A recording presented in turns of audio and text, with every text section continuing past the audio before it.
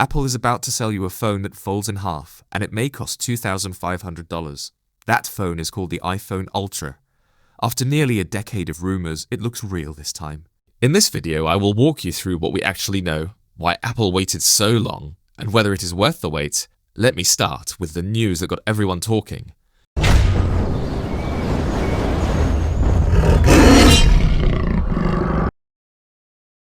Apple has ordered around 10 million foldable iPhone Ultra units for this year. That number comes from a Nikkei Asia report, and it matters more than it sounds. Apple first planned for 7 to 8 million units. Bumping that up to 10 million tells you Apple expects real demand. Companies do not order 10 million of anything they think will flop.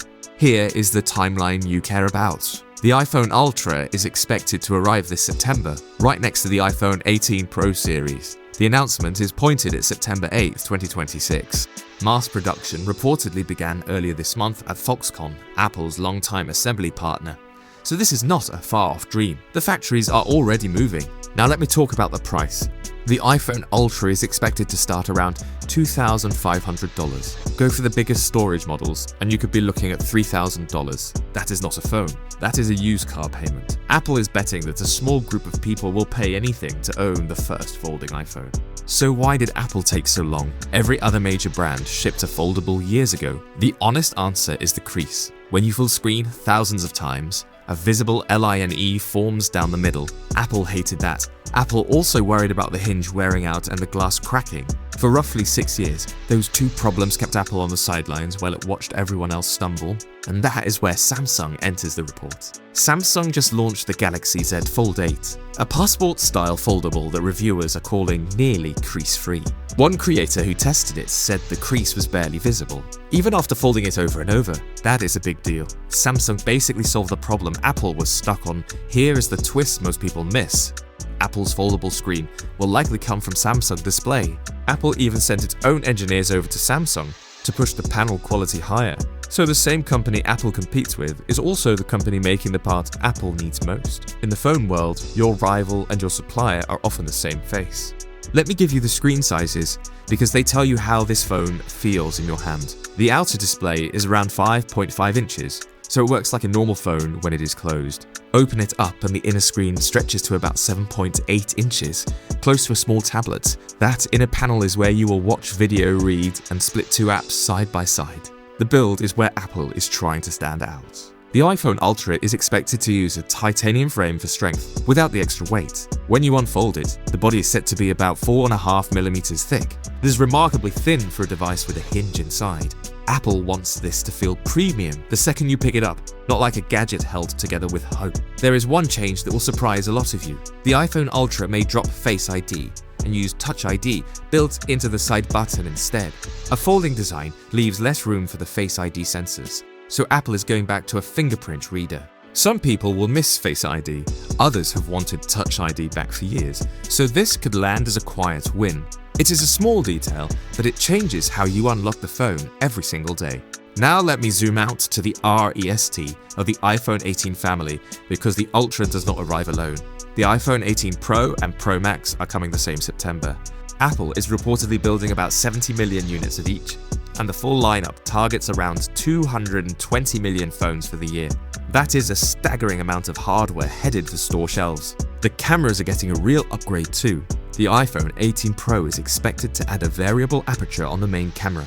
In plain terms, the lens can open wider or close down, so you control how much light comes in and how blurry the background looks. Photographers have wanted this on a phone for a long time. The front camera also jumps to 24 megapixels across the lineup, so your selfies get sharper. Under the hood, Apple is moving to its new A20 chip built on a 2nm process. Smaller process, more speed, better battery life, and stronger on-device AI features. If you care about the phone staying fast for years, the chip is the part that quietly does the heavy lifting. Let me warn you about the Pro pricing too, because it is climbing.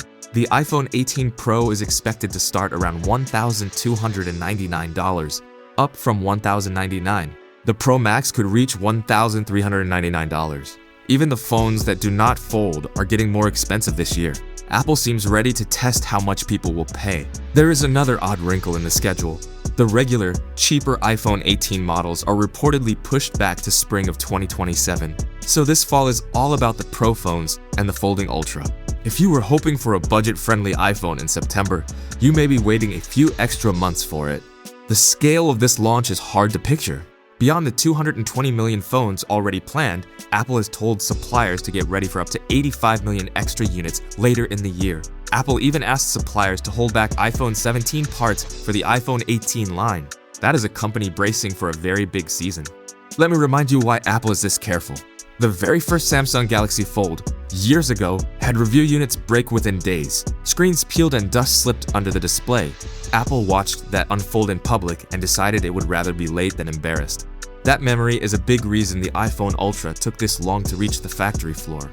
Let me back up one generation, because last year set this all up. The iPhone 17 Pro switched from titanium to a heat-forged aluminum unibody, and Apple added its first vapor chamber cooling system.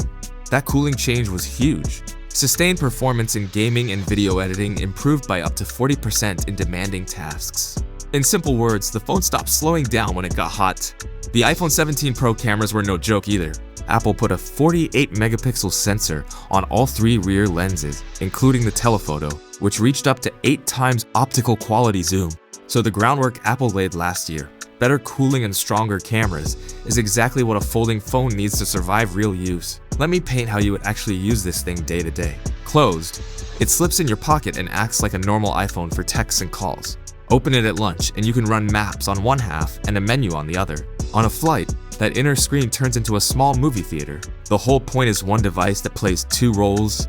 I also want to speak to the people who are simply tired of the hype. Foldable iPhone rumors have floated around for almost 10 years now. Every year someone says it is coming, and every year it slips. If you are sick of waiting, I get it. The difference this time is that the parts are ordered and the line is running, not just a whisper from a leaker. Now let me be fair about the risks, because this is a lot of money.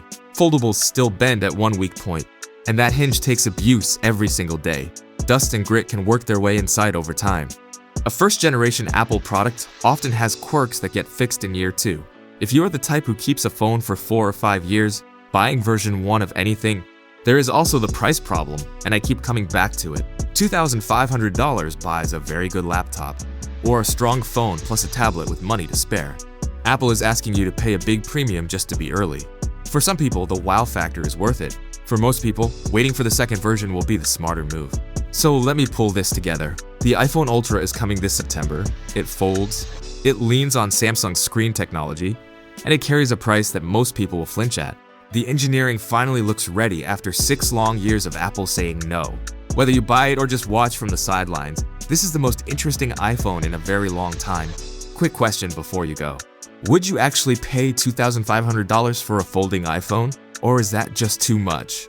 Tell me in the comments, because I read them, and I want to know where you land on this. If this helped you make sense of the leaks, do me a small favor and hit that like button. Subscribe so you do not miss the next round of iPhone news, because these leaks drop fast and I break them down the moment they land. Now, I already covered the full iPhone 18 Pro camera story in my last video, so go and watch the last video for that deep look. And if you want to know which foldable is truly better, Apple or Samsung, click the video on your screen right now, and I will meet you there.